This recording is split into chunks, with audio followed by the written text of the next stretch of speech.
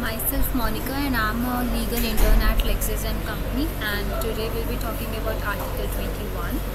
So let's get started. Article 21 is a provision of Indian Constitution that guarantees the protection of life and personal liberty. It is one of the fundamental rights enshrined in the Constitution in Article 21.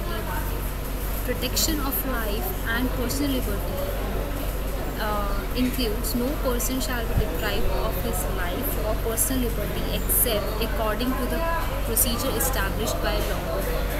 Article 21 ensures that every individual has the right to live with dignity and freedom.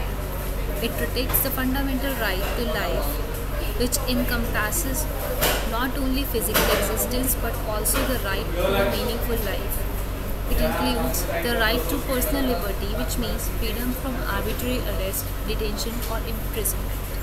The phrase "except according to procedure established by law" implies that state can restrict any individual's right to life and personal liberty, but only if there is a valid law in place that provides a proper procedure for such restrictions.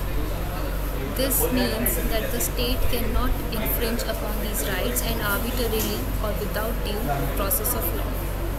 Over the years, the Supreme Court of India has interpreted Article 21 expansively and recognized several rights within its ambit, such as the right to privacy, right to a clean environment, right to health, right to livelihood, right to education, and right to a dignified life.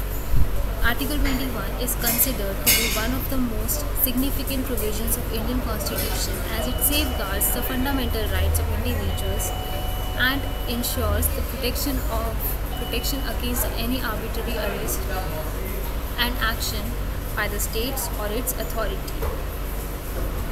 And with that, I would like to conclude my topic, and if in case anybody is having any query or doubt, you can ask me in the comment section. Thank you very much.